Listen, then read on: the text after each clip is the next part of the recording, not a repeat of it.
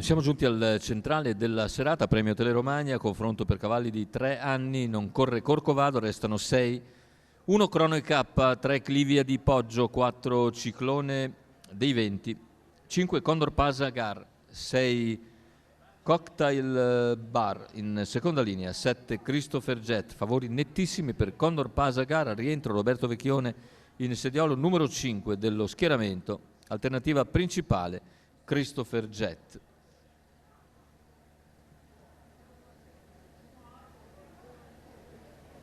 Parte molto forte Condor Pasa Gare, va a condurre nei confronti di Crono e K, sbaglia invece Christopher Jet.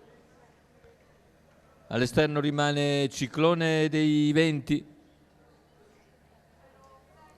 Christopher Jet La squalifica per Christopher Jet, così esce di scena l'alternativa principale al favorito che completa in 14-3 i primi 200 di gara.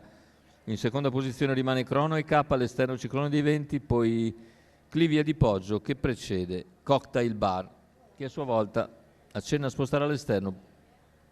Lo fa con maggior convinzione dopo 400 metri in 29-3, continua di buona lena. L'allievo di Roberto Vecchione che a metà curva ha sempre a ridosso Ciclone dei Venti. Lungo la corda Crono e K, all'esterno Cocktail Bar. Clivia di Poggio chiude il gruppetto alla corda. Intanto 45-2. C'è stato un rallentamento ora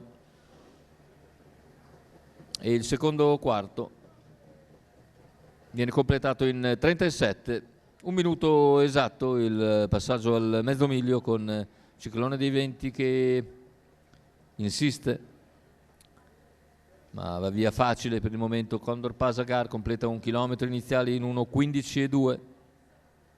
All'esterno c'è anche Cocktail Bar, lungo la corda rimane Crono e K seguito da Clivia di Poggio e siamo a 500 dalla conclusione. Ora comincia nuovamente ad accelerare Condor Pasa, Ciclone dei Venti all'esterno, copre Crono e K a 400 dal palo, il parziale in secco in 14. Cocktail Bar segue Ciclone dei Venti e Clivia di Poggio è in scia Crono e K, ma Condor Pasa Gar in piena accelerazione al completamento della piegata, ingresso in dirittura.